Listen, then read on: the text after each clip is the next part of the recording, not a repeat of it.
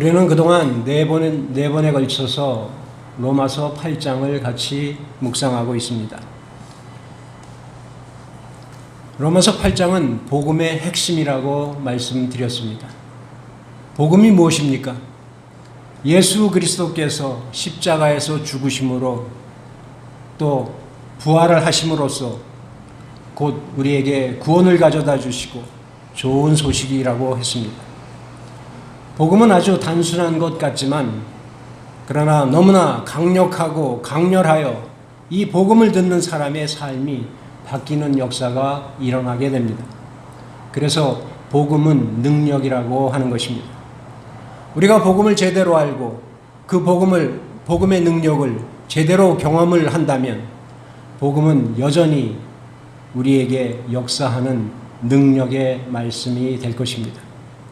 우리가 그동안 살펴본 본문과 설교 제목들을 다시 한번 되돌아보면 8장 1절에서 13절 말씀을 가지고 결코 정죄함이 없나니 라는 제목으로 말씀을 전했습니다.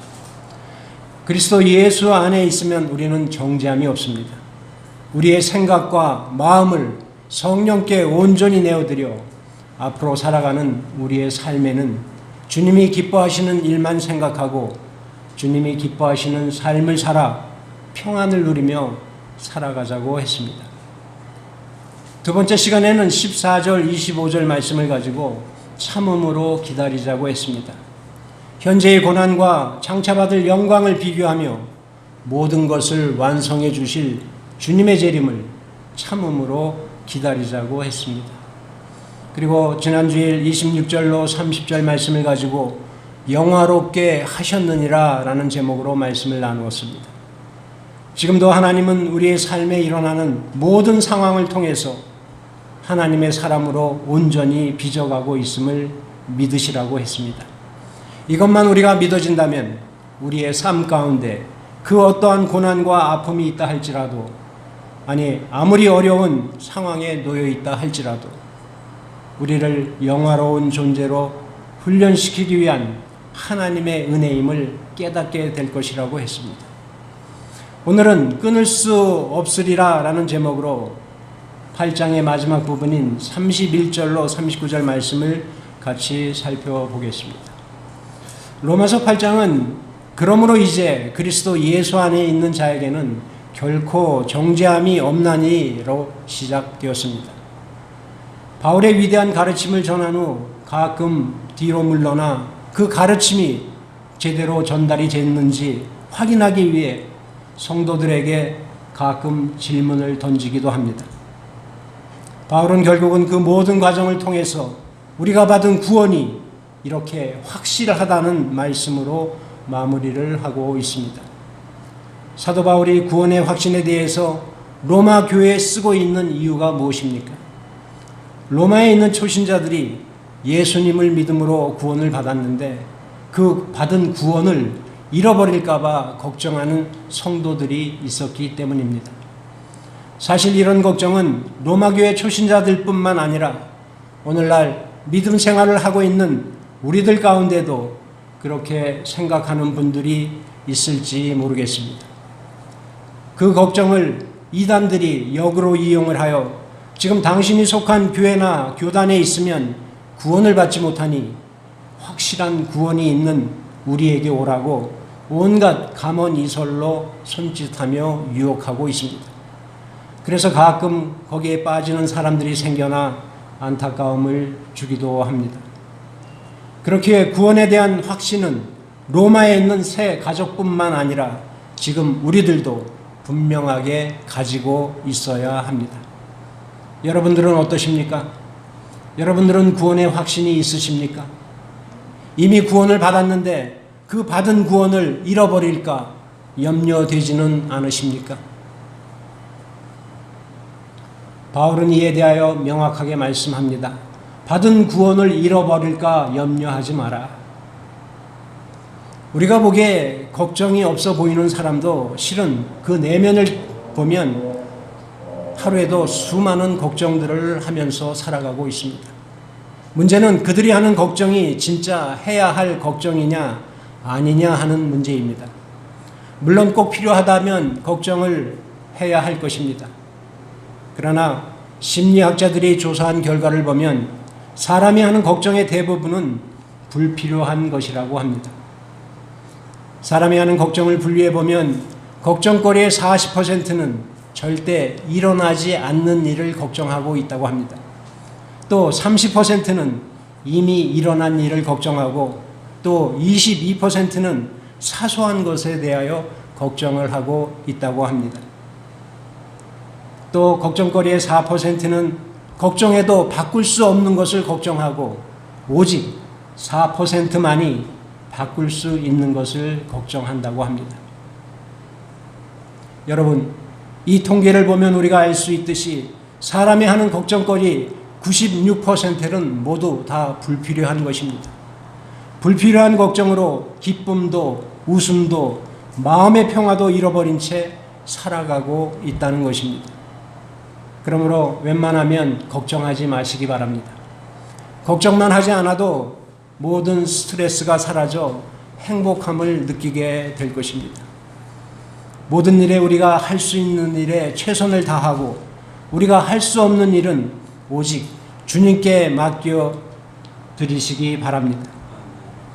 며칠 전 우리 목사님들 모임에서 어떤 목사님이 우리 김경수 목사님을 보고 요즘 참 편하게 보인다고 말했습니다.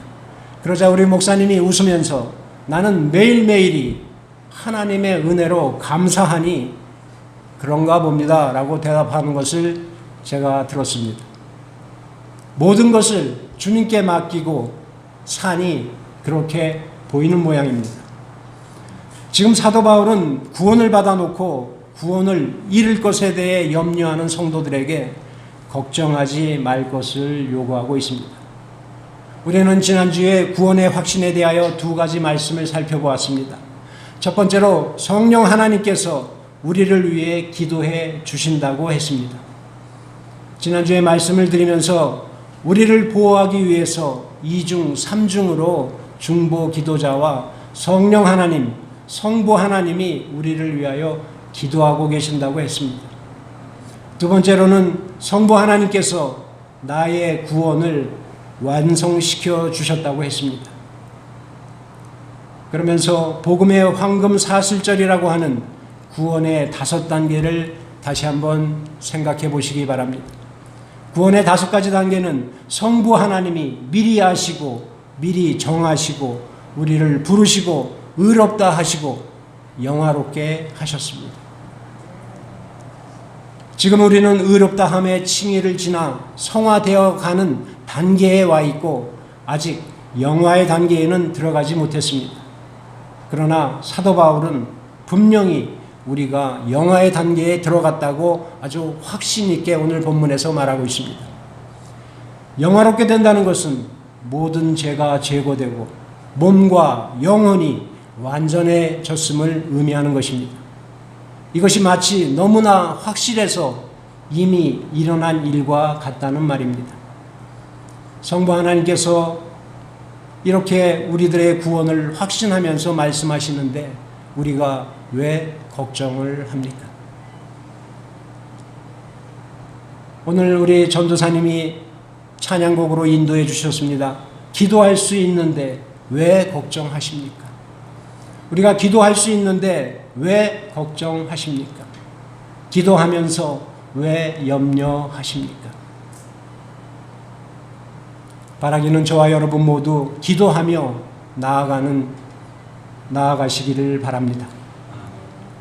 여기에 구원의 확신을 한 가지 더 붙인다면 성자 예수님께서 우리의 구원을 위하여 일하고 계시다는 것입니다.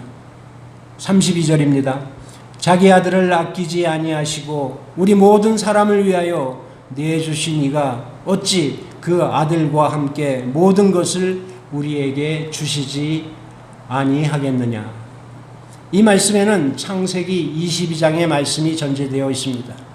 아브라함이 이삭을 번제로 바치려고 할 때 하나님은 아브라함의 믿음을 보시고 이삭을 살려주셨습니다. 또 신약으로 와서 하나님이 우리를 구원하시기 위하여 예수 그리스도를 우리를 위한 대속 제물로 십자가에 내어주셨습니다. 하나님께서 사랑하시는 독생자 예수 그리스도를 우리를 위하여 십자가에 내어 주셨는데 그만큼 사랑하신 하나님께서 우리를 위하여 주시지 못할 것이 무엇이 있겠느냐고 반문하고 있는 것입니다. 또 34절입니다. 누가 정죄하리요 죽으실 뿐만 아니라 다시 살아나신 이는 그리스도 예수시니 그는 하나님 우편에 계신 자요 우리를 위하여 간구하시는 자신이라. 예수님은 십자가에서 우리의 죄를 대신해 죽으시고 사망을 이기는 권세를 가지고 부활 승천하신 후에 하나님 우편 보좌에서 우리를 위하여 중보기도 하고 계시다는 말입니다. 이런 예수 그리스도를 주님으로 모시고 사는 우리가 어찌 구원을 받지 못하겠느냐 하는 것입니다. 그렇습니다.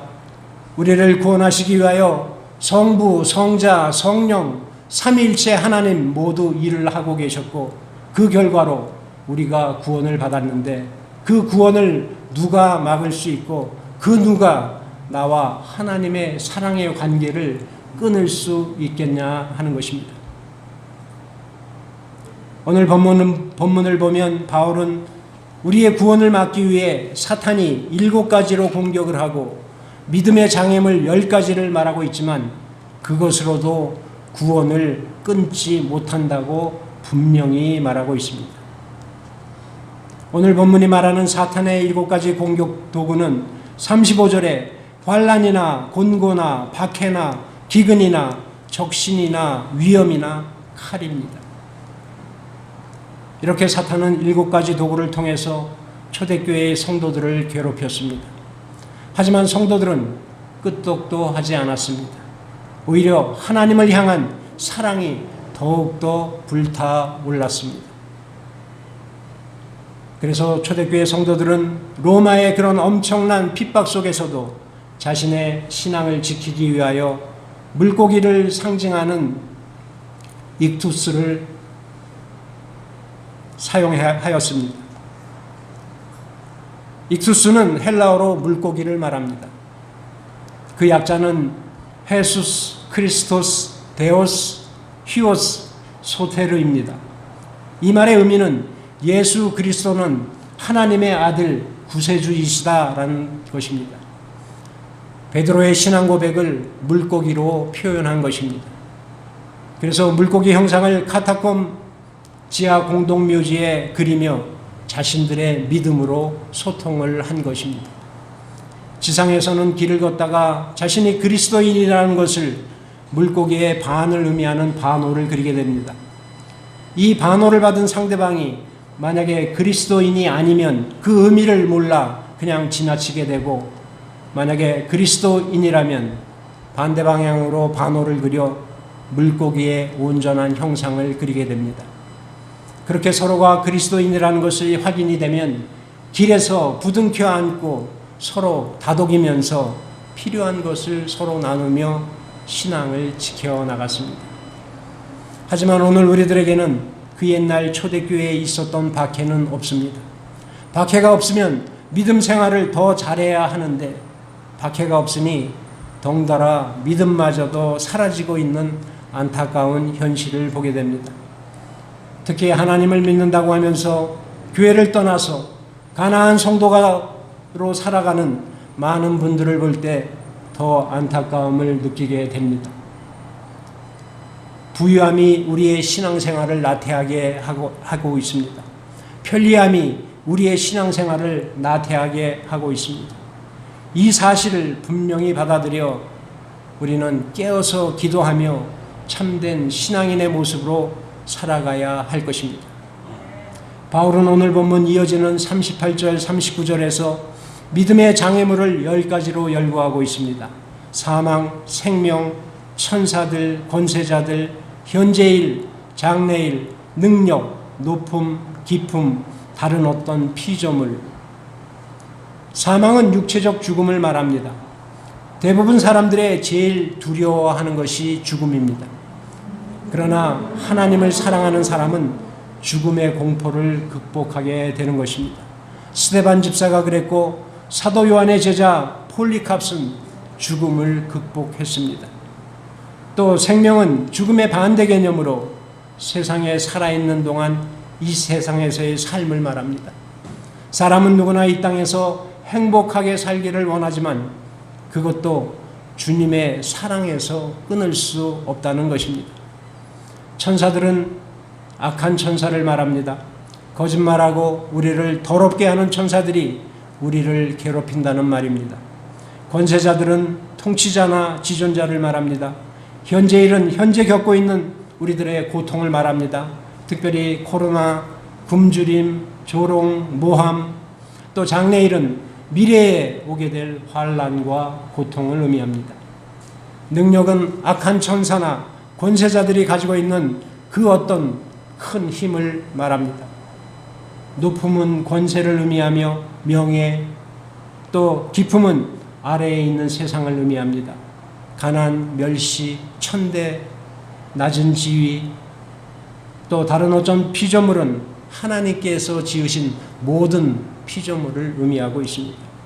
이 신앙의 10가지 장애물이 우리 성도들을 넘어뜨리고 또 우리에게 욕을 보여도 우리는 굳건한 믿음을 가지고 살아가서 때로는 그것을 피하고 때로는 넘어서고 때로는 당당히 그것과 싸워서 이기는 생활을 할 때 우리는 신앙에서 승리할 수 있다는 것입니다. 우리는 그런 신앙을 정금 같은 신앙이라고 합니다. 초대교회 성도들은 이렇게 사단의 7가지 공격 도구와 신앙의 장애물 10가지를 당당하게 이겨냈습니다. 그런데 오늘 우리들의 신앙은 어떻습니까? 마치 바람에 나는 겨와 같지 않습니까? 저는 지난주 우리 전행복 전도사님의 EM 설교에 많은 은혜를 받았습니다. 여러분도 한번 들어보시기 바랍니다. 우리 전도사님의 설교는 우리 교회 웹사이트와 유튜브에 이미 올라와 있습니다. 지난주 우리 전도사님은 나는 죽는 것은 두렵지 않지만 가족과 함께 하지 못함이 아쉽다고 얘기했습니다. 사랑하는 가족이 아버지와 남편이 없어서 고통스러운 삶을 살아야 할지도 모르지만 그럼에도 불구하고 나는 하나님을 신뢰합니다.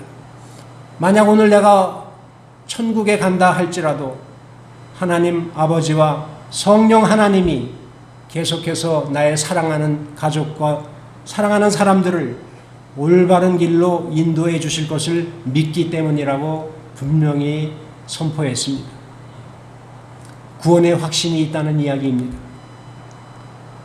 그러면서 전도사님이 앉아있는 성도들에게 이렇게 질문합니다. 그렇다면 여러분들은 어떠십니까? 성도 여러분, 초대교회 성도님들에게 우리도 그 신앙을 다시 배워야 할 것입니다. 사도 바울은 로마 교회에 편지를 쓰면서 삼위일체 하나님께서 우리를 구원하기 위하여 베풀어준 사랑을 설명하면서 감격했습니다. 그 감격의 클라이막스가 바로 오늘 본문의 시작입니다. 그런즉 이 일에 대하여 우리가 무슨 말을 하리요? 이 말의 의미는 더 이상 할 말이 없다는 것입니다. 최고의 기쁨을 표현한 말입니다. 우리나라 사람들이 흔히 사용하는 이제 죽어도 여한이 없다는 그런 표현입니다. 그러면서 5절에 걸쳐 누가라고 하면서 가정법을 사용하여 물어봅니다. 여기서 누가는 무엇을 가리키는 말이기도 합니다. 무엇이 우리를 대적하리요? 무엇이 고발하리요? 무엇이 정죄하리요? 무엇이 우리를 그리스도의 사랑에서 끊으리요? 그 누구도 그 어떤 것도 성도를 대적하거나 고발하거나 정죄하거나 끊어버리지 못할 것이라고 합니다. 그리고 39절 하반절에 우리를 그리스도 예수 안에 있는 하나님의 사랑에서 끊을 수 없으리라 라고 단호하게 선언합니다. 사랑하는 성도 여러분, 우리는 오늘까지 바울이 확신하면서 부르짖은 구원에 대한 외침을 들었습니다. 이제는 우리 모두가 바울이 외친 그 구원의 복음을 우리가 외쳐야 할 순서입니다. 1절에서 그러므로 이제 그리스도 예수 안에 있는 자에게는 결코 정죄함이 없나니로 시작하여 39절에 우리 주 그리스도 예수 안에 있는 하나님의 사랑에서 끊을 수 없으리라로 마치는 바울의 구원의 복음을 잊지 마시기 바랍니다. 그래서 나도 이 구원을 확신합니다. 이 구원의 확신을 가진 나를 하나님의 사랑에서 끊을 수 있는 것은 아무것도 없습니다를 고백하며 나날이 성화되어 가시는 저와 여러분이 되시기를 바랍니다. 성화는 우리들의 노력만으로는 불가능합니다. 그러나 우리가 육체의 죄성을 따라 살지 않고 성령의 인도하심에 따라 살아간다면 우리는 점점 거룩해져 갈 것입니다. 성령께서는 우리의 연약한 부분을 도우셔서 모든 일들이 합력하여 선을 이루게 하실 것입니다. 특별히 하나님의 구원의 완성인 영화가 확실하게 보장되어 모든 악의 세력에서 넉넉히 이기게 될 것입니다. 그 무엇도 우리를 하나님의 사랑에서 끊을 수 없을 것입니다. 그러므로 우리는 이 복음의 소망과 확신을 가지고 오직 성령을 따라 거룩한 삶을 살아가며 주님께서 분부하신 지상 명령에 순종해야 할 것입니다. 하나님의 은혜로 구원받은 우리는 그 구원의 복음을 확신하며 복음을 믿지 않는 영혼들에게 전할 책임이 있는 것입니다. 마침 오늘이 KAPC 총회 선교 주일로 지키는 주일입니다. 말씀을 마치고 영상을 보여드릴 텐데 이 일에 우리 교회가 앞장서야 할 것입니다. 그래서 우리는 주님 오실 때까지 그 어떤 상황에서도 우리가 구원받은 주님의 백성으로서 당당한 삶을 살아가며 믿지 않는 영혼들에게 복음을 증거하며 사시는 저와 여러분들이 다 되시기를 주님의 이름으로 간절히 축원드립니다.